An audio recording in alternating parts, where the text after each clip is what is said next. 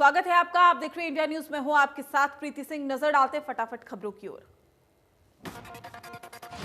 26 जनवरी को हुई किसान रैली के दौरान हिंसा और राष्ट्रीय ध्वज के अपमान के मामलों की न्यायिक जांच कराने की मांग वाली जनहित याचिका पर सुप्रीम कोर्ट आज सुनवाई करेगा।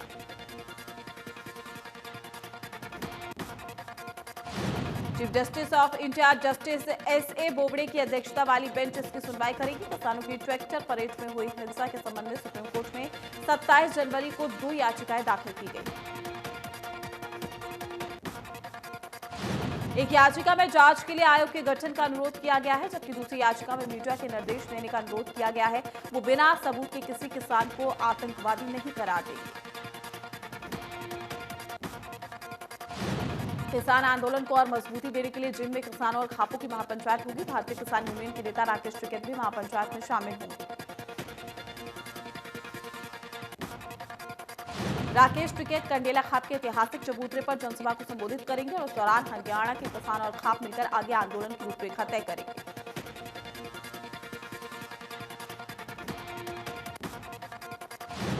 किसान नेता राकेश टिकैत ने कहा कि हमने सरकार को अक्टूबर तक का वक्त दिया है। अगर वो हमारी बात नहीं सुनते तो पूरे देश में 40 लाख ट्रैक्टर्स के जरिए ट्रैक्टर रैली निकाली जाएगी।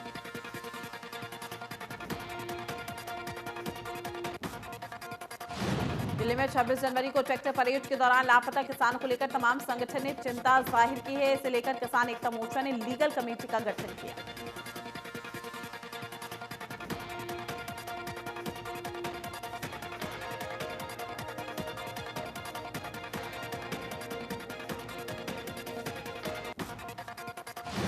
किसान मोर्चा ने लापता किसानों के लिए दिल्ली पुलिस को जिम्मेदार बताया है। समिति ने कहा है कि पड़ोसी देश भी सीमा पार जाने वाले सैनिकों को लौटा देता है, लेकिन दिल्ली पुलिस लापता किसानों के बारे में छिपा रही है।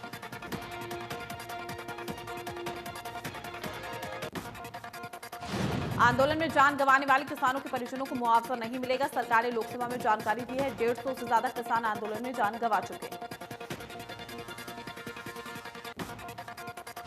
हरियाणा में कोरोना वैक्सीनेशन के दूसरे चरण की शुरुआत आज से है। दूसरे चरण में अलग अलग विभागों के फ्रंटलाइन वर्कर्स को टीका लगाया जाएगा। ऐसे सभी वर्कर्स 7 फरवरी को कोविन पोर्टल पर पंजीकरण करवा सकेंगे। मुख्य सचिव विजय वर्धन की अध्यक्षता में वीडियो कॉन्फ्रेंसिंग के जरिए स्टेट स्टीयरिंग कमेटी और स्टेट टास्क फोर्स कमेटी की बैठक में यह फैसला लिया गया। फ्रंटलाइन वर्कर्स की श्रेणी में राजस्व, पंचायती राज संस्थानों, जेल, राज्य पुलिस, होमगार्ड और शहरी स्थानीय निकाय विभाग के कर्मचारी को शामिल किया गया। अभी तक पोर्टल पर दूसरे चरण के लिए लगभग 1,10,000 फ्रंटलाइन वर्कर्स का पंजीकरण हो चुका है। प्रदेश को कोविड वैक्सीन की 7,23,000 डोज केंद्र सरकार से मिली। सीबीएसई ने 10वीं और 12वीं परीक्षा की डेट शीट जारी की है। 4 मई से शुरू होगी सीबीएसई की परीक्षा। केंद्रीय शिक्षा मंत्री ने किया ऐलान। 4 मई को 12वीं की अंग्रेजी का पेपर, वहीं 6 मई को 10वीं का अंग्रेजी का पेपर होगा। 10 मई को 10वीं का हिंदी का पेपर। डेट शीट जारी करते हुए शिक्षा मंत्री रमेश पोखरियाल निशंक ने छात्रों से कहा है कि मुझे भरोसा है कि आप बोर्ड परीक्षाओं की तैयारी में जुटे होंगे। हमने पहले ही स्पष्ट कर दिया था कि 4 मई से एग्जाम होंगे। आपके पास तैयारी का समय भी मिल गया। निशंक ने कहा है कि सहोदय की सेमिनार में मैंने कहा था कि 2 फरवरी से हम विषयवार आपको डेट शीट उपलब्ध करा सकें। इसमें कोशिश भी की गई है। विषयवार समय का अंतर हो तो आप अच्छे से तैयारी कर सकें। निशंक ने कहा है कि मेरा हमेशा ध्यान रहता है कि बच्चे किसी तरह मानसिक तनाव का सामना ना करें। उन्होंने सभी छात्रों को शुभकामनाएं दी। लोकसभा में कृषि मंत्री नरेंद्र तोमर का बयान, सरकार बातचीत के लिए तैयार, नारेबाजी से समय नष्ट ना करे। कृषि मंत्री नरेंद्र तोमर ने कहा कि कृषि कानूनों पर सदन के अंदर भी चर्चा के लिए तैयार है। लोकसभा में विपक्षी सांसदों ने कृषि मंत्री के भाषण के दौरान नारेबाजी की, कृषि कानूनों को वापस लेने के नारे लगाए। राज्यसभा सांसद दीपेंद्र हुड्डा ने किसान आंदोलन पर चर्चा के लिए राज्यसभा में काम रोको प्रस्ताव का नोटिस भी दिया है। दीपेंद्र हुड्डा ने किसान धरनों पर बिजली, पानी की सप्लाई बंद करने सरकारी निर्देशों की कड़ी निंदा की। इंद्री के किसान सरकार के साथ आर पार की लड़ाई के मूड में आ गए हैं। 9 गांवों के किसानों की पंचायत हुई है, जहां किसानों ने हुंकार भरते हुए सरकार के खिलाफ नारेबाजी की। किसानों ने सभी गांव में जेजेपी और बीजेपी नेताओं के एंट्री पर रोक लगाते हुए चेतावनी दे डाली है कि कोई भी नेता गांव में एंट्री ना करे। अगर कुछ होता है तो इसका वो खुद जिम्मेवार है। किसान नेता ने कहा है कि हम किसान आंदोलन को तोड़ने की सरकार की कोई भी साजिश कामयाब नहीं होने देंगे। मांगे नहीं माने जाने तक आंदोलन जारी रखेंगे। अब हर गांव से ट्रैक्टर ट्रॉलियां आंदोलन में राशन लेकर आते जाते रहेंगे। इनेलो नेता अभय चौटाला ने कहा है कि बजट में खेती और किसानों पर खर्च में कटौती करके सरकार ने साफ कर दिया है कि वो किसानों का कुछ भुगतान नहीं करना चाहती। अभय चौटाला ने कहा कि किसानों का आंदोलन सही दिशा में जा रहा है। निश्चित रूप से इसमें किसानों की जीत होगी और सरकार को आखिरकार तीनों काले कानूनों को वापस लेना पड़ेगा। किसान यूनियन के प्रदेश अध्यक्ष गुरनाम सिंह चड़ूरी ने कहा है कि जिस तरह से सरकार नेट बंद कर रही है और किसानों को परेशान कर रही है, उसको लेकर जाम करेंगे। जहरीली शराब और अवैध तस्करी के मामले में पुलिस और आबकारी विभाग के अधिकारियों पर कार्रवाई हो सकती है। गृह मंत्री अनिल विज के आदेश पर जिस एसआईटी का गठन किया गया था, उसने 270 पन्नों की रिपोर्ट गृह सचिव राजीव अरोड़ा को सौंपी। इस रिपोर्ट में पुलिस और आबकारी विभाग के अधिकारियों पर सवाल उठाए गए हैं। रिपोर्ट में बताया गया है कि हरियाणा से दूसरे राज्यों में अवैध तरीके से शराब की तस्करी हो रही है। राज्य सरकार को अरबों रुपए का नुकसान हो रहा है। अवैध शराब तस्करी रोकने के लिए सख्ती से काम नहीं हो रहा, ये बात रिपोर्ट में लिखी गई है। एसआईटी की इस रिपोर्ट में जहरीली शराब से हुई मौतों का भी जिक्र है। रिपोर्ट में कहा गया है कि कुछ लोगों ने लालच में घटिया शराब बनाई जो जहरीली साबित हुई है और कई लोगों की जान चली गई। फरीदाबाद में एक्साइज पॉलिसी को लेकर स्टेट एक्साइज कलेक्टर आशुतोष राजन ने 3 जिलों के अधिकारियों और लाइसेंस होल्डर्स के साथ आने वाली एक्साइज पॉलिसी को लेकर मीटिंग की। स्टेट एक्साइज कलेक्टर ने कहा कि एक्साइज पॉलिसी को लेकर अधिकारियों और लाइसेंस होल्डर के साथ में रिव्यू मीटिंग ली गई है। मीटिंग के दौरान कई तरह के सुझाव मिले।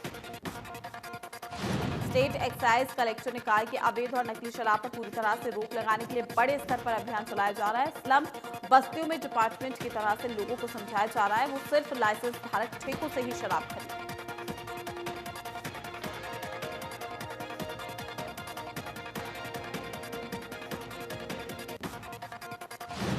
जहरीली शराब से मौत मामले में गठित एसआईटी की रिपोर्ट में कांग्रेस नेता किरण चौधरी ने सरकार को घेरा है। हरियाणा में गठबंधन सरकार पूरी तरीके से घोटालेबाज सरकार साबित हुई।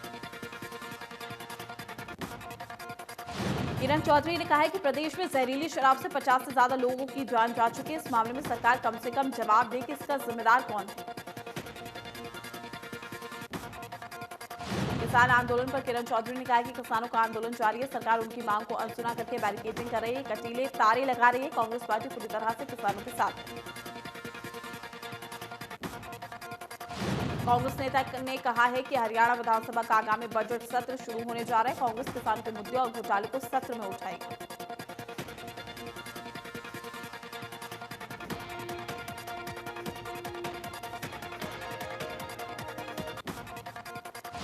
दुनिया में पहली बार कोरोना के डबल इन्फेक्शन के मामले सामने आए हैं। ब्राजील के मरीजों की जांच में पता चला है कि 2 कोरोना मरीज एक ही वक्त में 2 कोरोना वेरिएंट से संक्रमित हो गए। ब्राजील के फिवेल यूनिवर्सिटी के रिसर्चर्स ने 90 संक्रमित मरीजों के सैंपल की स्टडी की थी, जिस दौरान ये रिजल्ट मिला है। इन वेरिएंट को P.1 और P.2 नाम दिया गया है। करनाल के गांव बलहेड़ा में हत्या मामले में गिरफ्तारी की मांग को लेकर परिजन एसपी से मिले हैं। 2 महीने पहले 50 साल के व्यक्ति की गोली मारकर हत्या कर दी गई। मृतक शादी में आया हुआ था। जब वो शादी से बाहर निकला तो उसे 5 गोली मार दी गई। एक आरोपी मौके से पकड़ा गया जबकि 3 आरोपी मौके से फरार हो गए। रादौर के गांव जुम्बल में सहारनपुर कुरुक्षेत्र हाईवे मार्ग पर हुई दर्दनाक सड़क हादसे में एक बाइक सवार व्यक्ति की मौके पर ही मौत हो गई। हादसे के तुरंत बाद चालक मौके से एक ट्रक लेकर फरार हो गया। मृतक व्यक्ति की पहचान गांव बकाना निवासी के तौर पर हुई है, जो यमुनानगर में फैक्ट्री में ड्यूटी कर बाइक से वापस अपने घर लौट रहा था। खनन सामग्री से लदे ट्रक ने उसे अपनी चपेट में ले लिया। हादसे की सूचना पाकर पुलिस मौके पर पहुंची, शव को पोस्टमार्टम के लिए भिजवाकर आगे कार्रवाई शुरू की है। सड़क हादसे में हुई सुखविंदर की मौत से गांव में मातम पसरा। फरीदाबाद में राम मंदिर निर्माण को लेकर विधायक नरेंद्र गुप्ता और विश्व हिंदू परिषद के सदस्य ने घर घर जाकर निधि सहयोग के लिए लोगों से अपील की। इसकी शुरुआत वाल्मीकि मंदिर से की गई है। विधायक नरेंद्र गुप्ता ने कहा कि राम मंदिर का निर्माण पूरे राष्ट्र के लिए सम्मान की बात है और उसमें सभी की भागीदारी होनी चाहिए। सिरसा में मिक्सोपैथी के खिलाफ आईएमए डॉक्टर्स ने कैंडल मार्च निकाला है। कैंडल मार्च शहर के टाउन पार्क से शुरू होकर अलग अलग मार्गों से होते हुए भगत सिंह चौक पहुंचा, जहां उसका समापन किया गया। आईएमए के उप प्रधान ने बताया कि सरकार ने एक नई पॉलिसी बनाई, जिसके तहत आयुर्वेद के डॉक्टर्स को डिग्री देकर सर्जरी करने की अनुमति दे दी जाएगी और इस तरह की अनुमति देने से मरीजों को नुकसान होने की संभावना है।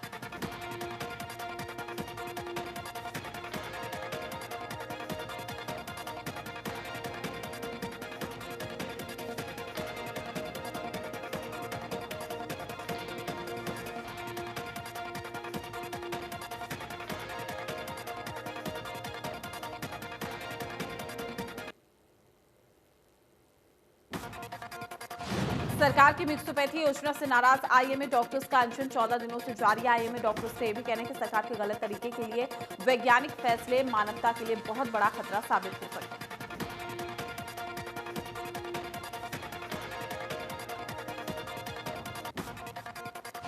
आईएमए डॉक्टर्स का यह भी कहना है कि सर्जन बनने के लिए विशेष पढ़ाई और लंबे अनुभव की जरूरत होती है, जो आयुर्वेदाचार्यों के पास नहीं है। इसलिए ये योजना लोगों के स्वास्थ्य और जीवन के साथ खिलवाड़ जैसी। मुंह में कोरोना की रफ्तार पर ब्रेक लगता हुआ नजर आ रहा है। जिले में कोविड का पिछले 24 घंटे में कोई नया केस नहीं मिला है। अब तक जिले में कोरोना से 30 लोगों की मौत हो चुकी है। जनवरी 2021 में एक बार नहीं बल्कि 2 बार न्यू जिला कोरोना फ्री हो चुका है। जिले में एक दिन में 1383 सैंपल लिए गए थे। डिप्टी सिविल सर्जन ने एहतियात बरतने की अपील। पंजाब के जलालाबाद में अकाली दल के नेता सुखबीर सिंह बादल की गाड़ी पर हमला हुआ है। अकाली दल के कार्यकर्ताओं का आरोप है कि कांग्रेसियों ने हमला किया है। इस हमले के बाद अकाली और कांग्रेसी आपस में भिड़ गए। इस दौरान जमकर ईंट पत्थर भी चले। कई राउंड फायरिंग की भी खबर है। जलालाबाद में नगर काउंसिल का चुनाव हुआ, जिसे लेकर पहले कांग्रेस और आम आदमी पार्टी कार्यकर्ताओं के बीच में झड़प हुई और फिर नामांकन कराने पहुंचे सुखबीर सिंह बादल पर हमला हो गया। हथनीकुंड बैराज पर यमुना में पानी की लगातार हो रही कमी से आने वाले दिनों में सिंचाई और पीने के पानी के लिए दिक्कतें पैदा हो सकती है। यमुनानगर में हथनीकुंड बैराज से 5 राज्यों को पानी की सप्लाई होती है। पानी की कमी के चलते उत्तर प्रदेश की सप्लाई पर फिलहाल रोक लगा दी गई है। जब जब यमुना में पानी कम होता है, तब तक उत्तर प्रदेश की सप्लाई को बंद किया जाता है। हथनीकुंड बैराज के अधिकारी ने बताया कि दिसंबर से मार्च तक पानी की लगभग ऐसी ही स्थिति रहती है, लेकिन इस साल यमुना के कैचमेंट एरिया में बारिश कम होने के चलते हालात पहले से बहुत खराब हैं। पानीपत में इंटरनेट बंद होने के चलते कारोबारी परेशान है। उद्योगपति विवेक बंसल का यह भी कहना है कि इंटरनेट बंद होने की वजह से करीब 1200 करोड़ से ज्यादा का नुकसान हो चुका है। उन्होंने कहा है कि इसका असर पूरे देश पर पड़ रहा है। यमुनानगर के टोल प्लाजा पर किसानों का धरना जारी है। पूर्व आईजी रणवीर शर्मा समेत कई रिटायर्ड अधिकारियों ने टोल प्लाजा पहुंचकर किसानों का समर्थन किया है। उन्होंने कहा कि किसान की नहीं, हर समाज की लड़ाई। इंटरनेट चलाने की मांग को लेकर निर्वाणा क्षेत्र के किसानों ने हिसार चंडीगढ़ हाईवे पर स्थित बदोबाला टोल प्लाजा पर जाम लगाकर सरकार के खिलाफ नारेबाजी की। जाम लगा रहे किसानों और युवाओं ने कहा कि केंद्र सरकार किसान आंदोलन को तोड़ने के साथ साथ अब बच्चों की शिक्षा को भी तोड़ना चाहती है, लेकिन किसान ऐसा कतई नहीं होने देंगे। जब तक नेट सुविधा बहाल नहीं होगी, सभी हाईवे जाम रहेंगे। इसके अलावा किसानों ने कहा है कि इमरजेंसी वाहनों को जाम में नहीं रोका जाएगा। बदोबाला टोल प्लाजा पर जाम लग जाने के बाद स्थानीय पुलिस ने हिसार चंडीगढ़ हाईवे पर दौड़ने वाले वाहनों का रूट भी डायवर्ट कर दिया है। सुंदरपुर गांव के रास्ते पर वाहनों को निकाला जा रहा है। किसान आंदोलन में ज्यादा से ज्यादा किसान दिल्ली ना पहुंच सके, इसके लिए अब ट्रेनों के रास्ते में भी बदलाव होने लगे हैं। फिरोजपुर से मुंबई जाने वाली पंजाब मेल सोमवार को दिल्ली नहीं पहुंची, इसे रेवाड़ी के मार्ग से मुंबई के लिए रवाना कर दिया गया। श्रीनगर से पुरानी दिल्ली आने वाली ट्रेन को बहादुरगढ़ में ही रोक दिया गया है, जिससे लेकर योगेंद्र यादव ने ट्वीट कर आरोप लगाया है कि 1000 से ज्यादा किसानों को दिल्ली जाने से रोकने के लिए पंजाब मेल के रूट को बदला गया। अंबाला में शंभू बॉर्डर किसानों ने ट्रेनों के रूट को डायवर्ट किए जाने को लेकर सरकार पर जमकर भड़ास निकाली, लेकिन वही रेलवे अधिकारियों ने इस मसले पर कुछ भी कहने से इनकार कर दिया। जगाधरी के रहने वाले शेखी सिंह ने अमेरिका में हुई अंतर्राष्ट्रीय वर्ल्ड चैंपियनशिप जीत ली है और अपनी जीत के बाद यमुनानगर पहुंचे शेखी सिंह का कई संस्थानों द्वारा जोरदार स्वागत किया गया। पलवल पुलिस की तरफ से पूरे क्षेत्र को छावनी में तब्दील कर दिया गया है। हालांकि बावजूद इसके किसान नेताओं का भी आवागमन जारी है। सोनीपत में जिला कष्ट निवारण समिति की बैठक में हिस्सा लेने पहुंचे कैबिनेट मंत्री मूलचंद शर्मा ने किसान आंदोलन को साजिश करार दिया। उन्होंने कहा कि मोदी की लोकप्रियता कम की जा रही है। अवैध रूप से गांजा तस्करी करने के मामले में पुलिस ने एक आरोपी को गिरफ्तार किया है। आरोपी से पूछताछ की जा रही है। शहीद भगत सिंह स्टेडियम में पक्का मोर्चा का धरना लगातार जारी है। संयुक्त किसान मोर्चा की बैठक के बाद मिले निर्देशों के तहत आगामी आंदोलन की रणनीति बनाई गई। 6 तारीख को सिरसा से राजस्थान पंजाब जाने वाले रास्तों पर सभी मुख्य मार्गों को जाम करने का फैसला लिया गया। किसानों का यह भी कहना है कि सरकार कृषि कानूनों के विरोध में चल रहे आंदोलन को कुचलने के लिए दमनकारी नीतियां अपना रही है। धरनास्थल की लाइट काटना, पानी की आपूर्ति रोकना, दिल्ली जाने वाली ट्रेनों के रूट बदलना, इंटरनेट बंद करना, इन सब पर नीतियों के विरोध में आगामी रोड जाम किए जाएंगे। कैथल में मोबाइल इंटरनेट बंद होने से ऑनलाइन कारोबार को झटका लगा है। मोबाइल इंटरनेट बंद होने का जिले में भी कई तरह की सेवाओं पर बड़ा असर दिखा।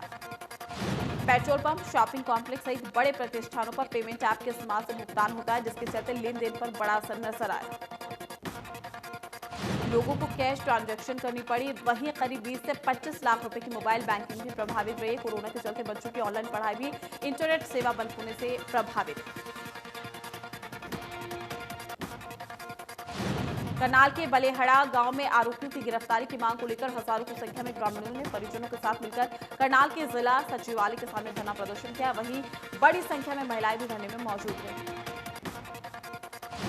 बीती 27 नवंबर को शादी समारोह से लौट हुए एक व्यक्ति की दिन दहाड़े बदमाशों ने गोली मारकर हत्या कर दी, जिसको लेकर गांव वालों ने आरोपियों की गिरफ्तारी को लेकर हंगामा किया। परिजनों ने कहा कि अगर जल्दी आरोपी की गिरफ्तारी नहीं हो तो बड़े स्तर पर प्रदर्शन करेंगे। फिलहाल एसपी ने ग्रामीणों और परिजनों को आरोपियों को जल्द ही गिरफ्तार करने का आश्वासन दिया। गोहाना में श्री राम जन्मभूमि तीर्थ क्षेत्र न्यास निधि समर्पण अभियान का शुभारंभ त्रिकालदर्शी वाल्मीकि आश्रम में हुआ है। समारोह में महामंडलेश्वर स्वामी ज्ञानानंद महाराज ने कहा कि समरसता के भाव को संजोए ये निधि समर्पण अभियान। फरीदाबाद में एक्साइज पॉलिसी को लेकर स्टेट एक्साइज कलेक्टर आशुतोष राज ने 3 जिलों के अधिकारियों और लाइसेंस होल्डर्स के साथ आने वाली एक्साइज पॉलिसी को लेकर मीटिंग।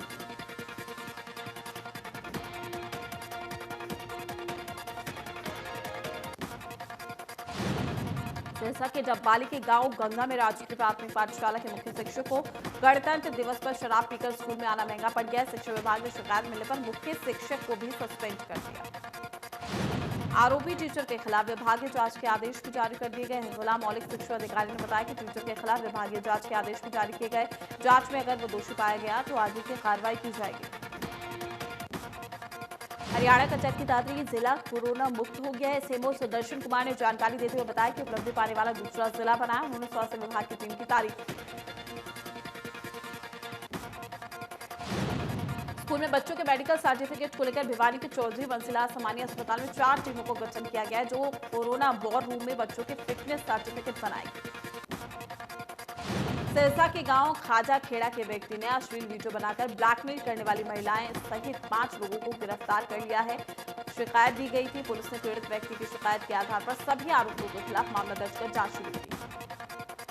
पीड़ित ने बताया कि पंचर लगवाने वाले व्यक्ति ने उसे बहाने से घर बुलाकर एक महिला के साथ उसकी अश्लील वीडियो बनाई, फिर उसे ब्लैकमेल किया। आरोपियों को उसने 70,000 रुपए भी दिए। डीएसपी ने बताया कि पीड़ित व्यक्ति की शिकायत के आधार पर सभी आरोपियों के खिलाफ मामला दर्ज कर जांच शुरू कर दी गई है। जांच के बाद ही आगे की कार्रवाई की जाएगी। निकिता हत्याकांड मामले में हाईकोर्ट ने आरोपियों की याचिका को खारिज कर दिया। मुख्य आरोपी तौसीफ और उसके दोस्त रेहान ने लगाई थी फर्दर इन्वेस्टिगेशन की याचिका। ऑनर किलिंग के एंगल से जांच करने की थी याचिका में मांग। हाईकोर्ट ने दोनों आरोपियों की मांग को खारिज कर दिया। एक कार्यक्रम के अंतर्गत पलवल जिले में टीबी के मरीजों की पहचान की जा रही है। टीबी के मरीजों की पहचान कर नागरिक अस्पताल में उनका निःशुल्क इलाज भी किया जाएगा। महाराष्ट्र के यवतमाल में अफसरों की लापरवाही का बड़ा मामला सामने आया। यहाँ एक गांव में 12 बच्चों को पोलियो वैक्सीन की बूंदों की जगह 2-2 बूंदे सैनिटाइजर की ड्रॉप पिला दिए गए।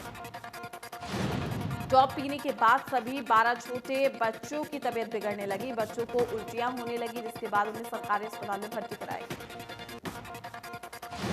मामला सामने आने के बाद जिलाधिकारी ने पूरे मामले की जांच के आदेश दिए हैं। राष्ट्रीय पल्स पोलियो टीकाकरण कार्यक्रम के दौरान ये चूक हुई। पड़ोसी देश म्यांमार में तख्तापलट हो गया है। म्यांमार की सेना ने वास्तविक नेता ऑंग सान सू की और राष्ट्रपति विन को हिरासत में ले लिया और 1 साल के लिए इमरजेंसी का ऐलान किया। दिल्ली समेत उत्तर भारत के कई राज्यों में तापमान के बढ़ने से लोगों को कड़ाके की ठंड से कुछ राहत मिली है, लेकिन मौसम विभाग ने आने वाले दिनों में बारिश की संभावना जाहिर की। मौसम विभाग के मुताबिक उत्तर प्रदेश और मध्य प्रदेश में अगले 24 से 48 घंटे में बारिश के साथ ओले गिर सकते हैं। मौसम विभाग के मुताबिक आने वाले दिनों में दिल्ली में तापमान बढ़ सकता है। विभाग ने बताया कि नए बन रहे पश्चिमी विक्षोभ की वजह से अगले 3 दिन में न्यूनतम तापमान 10 डिग्री सेल्सियस तक पहुंच सकता है।